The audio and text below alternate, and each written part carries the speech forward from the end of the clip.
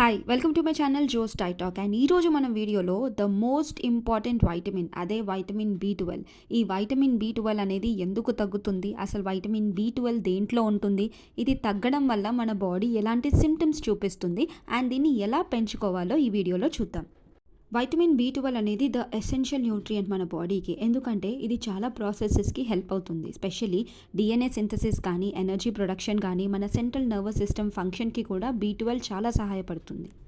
Vitamin B12 మనకి ఎన్నో ఫుడ్స్లో available ఉన్నప్పటికీ కూడా చాలామంది వైటమిన్ బి12 ఇన్సఫిషియన్సీ లేదా డెఫిషియన్సీలో ఉంటున్నారు. ఆల్మోస్ట్ 100%లో 47% పాపులేషన్ ఈ వైటమిన్ బి12 డెఫిషియన్సీ బారిన పడుతున్నారు. అసలు ఇంత ఇంపార్టెంట్ వైటమిన్ ఎందుకు తగ్గిపోతుందో చూసుకుందాం. ఒకటి, డైట్. మనం తీసుకునే డైట్లో మాల్ న్యూట్రిషన్ అంటే చాలామందికి కావాల్సిన దానికన్నా తక్కువగా న్యూట్రిషన్ వాల్యూస్ ఉన్న ఫుడ్స్ తీసుకోవడం వల్ల ఈ వైటమిన్ బి12 తగ్గిపోతుంది. ఈవెన్ బాగా వెల్దీగా ఉన్న వాళ్ళలో కూడా ఈ వైటమిన్ బి12 డెఫిషియన్సీ చూస్తున్నాం. ఇంకొకటి, లైఫ్ స్టైల్ చేంజెస్. చాలామంది స్మోకింగ్, ఆల్కహాల్ కన్సంప్షన్ అండ్ కొంతమంది యాంటాసిడ్స్ తీసుకుంటారు. సో దానివల్ల వైటమిన్ బి12 డెఫిషియన్సీ బారిన కూడా పడుతున్నారు. అండ్ నెక్స్ట్ వచ్చేసి సర్జరీ. ఎవరైతే గ్యాస్ట్రోఇంటెస్టినల్ సర్జరీస్ లేదా వెయిట్ లాస్ సర్జరీ చేసుకున్నారో వాళ్ళు ఈ స్టమక్ అండ్ ఇంటెస్టైన్ అనేది చాలా ఇంపార్టెంట్ పాత్ర వహిస్తుంది. సో ఈ సర్జరీస్ మూలాన వైటమిన్ బి12 అబ్జార్ప్షన్ అనేది తగ్గిపోతుంది. ఓల్డ్ ఏజ్ ఉన్నవాళ్ళు, గ్యాస్ట్రైటిస్ ఎక్కువగా ఉన్నవాళ్ళు అండ్ వెజిటేరియన్స్లో కూడా ఈ వైటమిన్ బి12 డెఫిషియన్సీ కనిపిస్తుంది.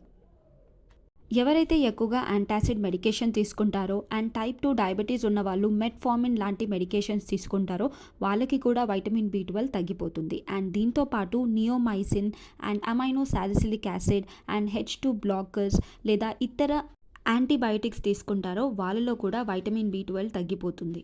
ఇప్పుడు బి12 తగ్గిపోతే బాడీ ఎలాంటి సిమ్టమ్స్ చూపిస్తుందో చూద్దాం. వైటమిన్ బి12 అంటే సైనోకొబాలమైన్ మీ బాడీలో తగ్గిపోతే మన బాడీలో రెడ్ బ్లడ్ సెల్స్ ప్రొడక్షన్ కూడా తగ్గిపోతుంది. దీనివల్ల మన ఆక్సిజన్ డెలివరీ అనేది ఇంపేర్ అవుతుంది. దీనివల్ల మీరు ఫెటిగ్ అంటే చాలా టయర్డ్గా ఫీల్ అయిపోతారు. వైటమిన్ బి12 డెఫిషియన్సీ వల్ల మనకి మెగాలోబ్లాస్టిక్ అనీమియా వచ్చే ఛాన్సెస్ ఉంటాయి. దీనివల్ల మనకి లార్జ్, అబ్నార్మల్ లేదా ఇమ్మెచ్యూర్ రెడ్ బ్లడ్ సెల్స్ అనేవి కనిపిస్తాయి. దీనివల్ల డిఎన్ఏ సింథసిస్ కూడా ఇంపేర్ అయ్యే అవకాశాలు ఉంటాయి. చాలామంది అనెమిక్ ఉన్నప్పుడు వాళ్ళ స్కిన్ అనేది పేల్గా, యెల్లోయిష్గా అవుతుంది. అలాగే ఐరన్ డెఫిషియన్సీ అనీమియాలో ఎలా అవుతుందో వైటమిన్ బి12 డెఫిషియన్సీలో కూడా మన స్కిన్ అనేది చాలా పేల్గా, యెల్లోయిష్ కలర్లో అయిపోతుంది. వైటమిన్ బి12 తగ్గిపోవడం వల్ల మనకి జాండీస్ వచ్చే అవకాశాలు కూడా ఉంటాయి. దీనివల్ల స్కిన్ అనేది యెల్లోగా అయిపోవడం, కళ్ళు కూడా యెల్లోగా అయిపోవడం, ఎందుకంటే మనకి బిలిరుబిన్ ఎక్కువగా పెరిగిపోతాయి కాబట్టి. వైటమిన్ బి12 అండ్ హెడేక్స్కి కూడా చాలా రిలేషన్ ఉంది. ఎవరికైతే వైటమిన్ బి12 తగ్గిపోతుందో వాళ్ళకి తొందరగా మైగ్రేన్ అటాక్స్ వచ్చే ఛాన్సెస్ ఉంటాయి. అండ్ ఎవరికైతే వైటమిన్ బి12 80% కన్నా అబవ్ ఉంటుందో వాళ్ళకి మైగ్రేన్ అటాక్స్ అనేవి తక్కువగా అవుతాయి. మీకు కనుక మైగ్రేన్ ఇష్యూస్ ఉన్నాయి అంటే బి12 లెవెల్స్ని చెక్ చేసుకోండి. ఇది నార్మల్గా ఉందంటే ఇతర కారణాలను కూడా తెలుసుకోవాలి. ఎవరికైతే వైటమిన్ బి12 తగ్గిపోతుందో వాళ్ళకి డిప్రెషన్ అనేది ఎక్కువగా పెరిగిపోతుంది. ఎందుకంటే వైటమిన్ బి12 తగ్గిపోవడం వల్ల మనకి సల్ఫర్ కంటైనింగ్ అమినో యాసిడ్, దాన్నే హోమోసైటిన్ అనేది ఇంక్రీజ్ అవుతుంది. దీనివల్ల డిప్రెషన్కి వెళ్ళిపోతారు అండ్ ఆక్సిడేటివ్ స్ట్రెస్ కూడా ఎక్కువగా పెరిగిపోతుంది. డిఎన్ఏ కూడా డ్యామేజ్ అవుతుంది అండ్ సెల్ డెత్కి కూడా లీడ్ చేస్తుంది. కొన్ని రీసెర్చెస్లో కూడా చెప్పింది ఏంటంటే బి12 డెఫిషియన్సీ వల్ల మనకి మూడ్ డిజార్డర్స్ కూడా వచ్చేస్తాయని. వైటమిన్ బి12 డెఫిషియన్సీ వల్ల గ్యాస్ట్రోఇంటెస్టినల్ ఇష్యూస్ వచ్చేస్తాయి. దీనివల్ల diarrhoea, nausea, constipation, gas, bloating ఇలాంటివి గ్యాస్ట్రోఇంటెస్టినల్ సిమ్టమ్స్ అన్నీ కూడా ఎక్కువగా పెరిగిపోతాయి. వైటమిన్ బి12 తక్కువ ఉండడం వల్ల మెంటల్ ఇంపైర్మెంట్ అండ్ మన కాన్సన్ట్రేషన్ కూడా తగ్గిపోతుంది. చాలామందికి వైటమిన్ బి12 తగ్గిపోవడం వల్ల సెంట్రల్ నర్వస్ సిస్టమ్ అనేది ఎఫెక్ట్ అవుతుంది. వైటమిన్ బి12 తగ్గిపోవడం వల్ల మనకి ఫాగీ హెడేక్ లాంటివి అండ్ టాస్క్ కరెక్ట్గా పూర్తి చేయలేకపోవడం ఇలాంటి కండిషన్స్ అన్నీ చూస్తూ ఉంటాం.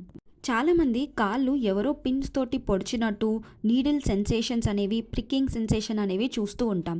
సో ఇది కూడా వైటమిన్ బి12 తగ్గిపోవడం వల్లనే వస్తుందని చాలామంది రీసెర్చెస్ చేసి చెప్పారు. కొంతమందికి డయాబెటిక్ పేషెంట్స్లో కూడా డయాబెటిక్ న్యూరోపతి అంటే మన నర్వ్ సెల్ డ్యామేజ్ అవ్వడం అనేది జరుగుతుంది. దానివల్ల కూడా వాళ్ళకి నమ్నెస్ కానీ, ఈ టిక్లింగ్ సెన్సేషన్స్ రావడం కానీ జరుగుతూ ఉంటుంది. సో మీకు డయాబెటీస్ ఉన్నప్పుడు ఖచ్చితంగా వైటమిన్ బి12 టెస్ట్ని చేసుకోవడం మర్చిపోవద్దు. వైటమిన్ బి12 వల్ల మనకి టంగ్ అంటే మన నాలుక చాలా నొప్పిగా ఉండడం, రెడ్గా అయిపోవడం, అది స్వెల్లింగ్ అయిపోవడం అనేది కూడా చూస్తూ ఉంటాం. వైటమిన్ బి12 తగ్గిపోవడం వల్ల కొంతమందికి విజన్ డిస్టర్బెన్సెస్ కూడా వచ్చేస్తూ ఉంటాయి. స్పెషల్లీ వాళ్ళ ఆప్టిక్ నర్వ్ డ్యామేజ్ అనేది అవుతుంది. ఇందాక చెప్పినట్టు వైటమిన్ బి12 తగ్గిపోతే మనకి హోమోసిస్టిన్ లెవెల్స్ అనేవి పెరిగిపోతాయి. దీనివల్ల స్పెషల్లీ మెన్స్లో ఎరెక్టైల్ డిస్ఫంక్షన్ కూడా చూస్తూ ఉంటాం. ఇది కూడా వైటమిన్ బి12 డెఫిషియన్సీ వల్లే వస్తుంది. ఎక్స్ట్రీమ్ కండిషన్లో వైటమిన్ బి12 తగ్గిపోవడం వల్ల మనకి ఇంపైర్డ్ కోఆర్డినేషన్ కూడా పెరిగిపోతుంది. అంటే ఒక పర్సన్ కరెక్ట్గా బ్యాలెన్స్గా నడవలేకపోతాడు. ఇంకా కామన్‌గా బి12 డెఫిషియన్సీ వల్ల మజిల్ క్రాంప్స్ రావడం, మజిల్ చాలా వీక్‌గా ఉండడం, మజిల్ సోర్‌నెస్ ఫీల్ అవ్వడం ఇలాంటివన్నీ మనం డెఫిషియన్సీస్‌లోనే చూస్తాం. ఈ వైటమిన్ బి12 తగ్గిపోతుందని గుర్తించడం ఎలా? ఒకటి ల్యాబ్ రిపోర్ట్స్. వైటమిన్ బి12 తగ్గిపోవడానికి కొన్ని సింప్టమ్స్ మీకు కనిపించాయి. సో నెక్స్ట్ మీరు ల్యాబ్ రిపోర్ట్స్‌కి వెళ్తారు. సో దీంట్లో స్పెషల్లీ సిబిపి ఇంకా వైటమిన్ బి12 టెస్ట్ అనేది చేపించుకోవాలి. కంప్లీట్ బ్లడ్ పిక్చర్లో కనుక చూసుకున్నట్టయితే మీ ఎంసీవీ అంటే మీన్ కార్పస్క్యులర్ వాల్యూమ్ అనేది ఎక్కువగా పెరిగిపోతుంది. యాక్చువల్లీ 110 నుంచి 140 ఎఫ్ఎల్ లోపు ఉండాలి. దీనికన్నా ఎక్కువగా ఉందంటే మీ వైటమిన్ బి12 తగ్గిపోతుందని అర్థం. వైటమిన్ బి12 తగ్గిపోవడం వల్ల మనకి బ్లడ్ సెల్స్ అనేవి కూడా పెరిగిపోతాయి అండ్ దీన్నే మెగాలోబ్లాస్టిక్ అనీమియా అని అంటాం. వైటమిన్ బి12 రిపోర్ట్స్ కనుక మనం చూసుకున్నట్టయితే నార్మల్ లెవెల్స్ వైటమిన్ బి12కి వచ్చేసి 200 నుంచి 900 పీకోగ్రామ్స్ పర్ మిల్లీలీటర్ ఉండాలి. ఒకవేళ మీకు 200 కన్నా తక్కువగా ఉందంటే మీరు డెఫిషియన్సీతో బాధపడుతున్నారు. సో దీనివల్లే మీకు ఫెటీగ్, అనీమియా, న్యూరలాజికల్ ఇష్యూస్ వచ్చేస్తాయి. చాలామందికి ఓవర్ వైటమిన్ బి12 కూడా ఉంటుంది. దీన్నే మనం ఎక్సెస్ అంటాం. అంటే 900 pg/ml కన్నా ఎక్కువగా ఉన్న వాళ్ళు ఈ ప్రాబ్లం తోటి బాధపడుతూ ఉంటారు. ఇది కామన్గా రాదు, చాలా రేర్ కండిషన్లో వస్తుంది. సో దీనివల్ల ఎక్సెస్ మెడికేషన్, ఎక్సెస్ సప్లిమెంటేషన్ వల్ల కూడా ఈ బి12 లెవెల్స్ ఎక్కువగా పెరిగే అవకాశాలు ఉంటాయి. ఒకవేళ మీకు కనుక బి12 లెవెల్స్ ఎక్కువగా పెరుగుతున్నాయంటే చాలా జాగ్రత్తగా ఉండాలి. ఎందుకంటే బాడీలో కొన్ని కండిషన్స్ వల్ల కూడా బి12 లెవెల్స్ ఎక్కువగా పెరుగుతాయి. Specially cancer, liver diseases, leukaemia, diabetes వల్ల కూడా మనకి బి12 లెవెల్స్ ఎక్కువగా పెరిగే అవకాశాలు ఉంటాయి.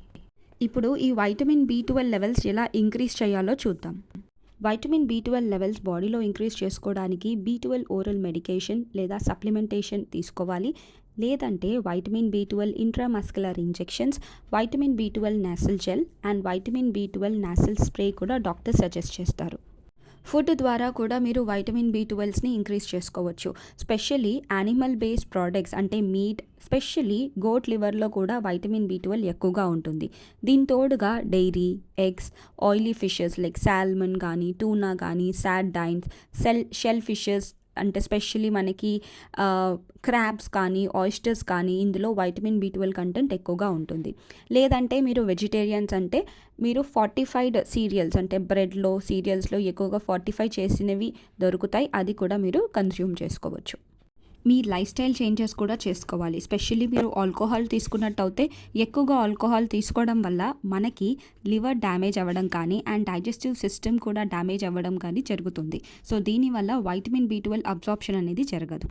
ఒకవేళ మీకు డైజెస్టివ్ రిలేటెడ్ ఏమైనా ఇష్యూస్ ఉంటే ఫస్ట్ దాన్ని కరెక్ట్ చేసుకోవాలి. స్పెషల్లీ క్రోన్స్ డిసీజ్ కానీ, సీలియాక్ డిసీజ్ కానీ ఇలాంటివన్నీ మనం కరెక్ట్ చేసుకొని బి12 లెవెల్స్ కరెక్ట్గా ఉన్నాయా లేదా అని రెగ్యులర్గా చెక్ చేసుకుంటూ సప్లిమెంటేషన్, మెడికేషన్ అండ్ దీంతోపాటు ఫుడ్ జాగ్రత్తలు తీసుకోవాలి. ఈ వీడియో మీకు చాలా హెల్ప్ అవుతుందని అనుకుంటున్నాను. ఇలాంటి మరిన్ని వీడియోస్ గురించి నా ఛానల్ని సబ్స్క్రైబ్ చేసుకోండి. Thank you so much for watching my channel.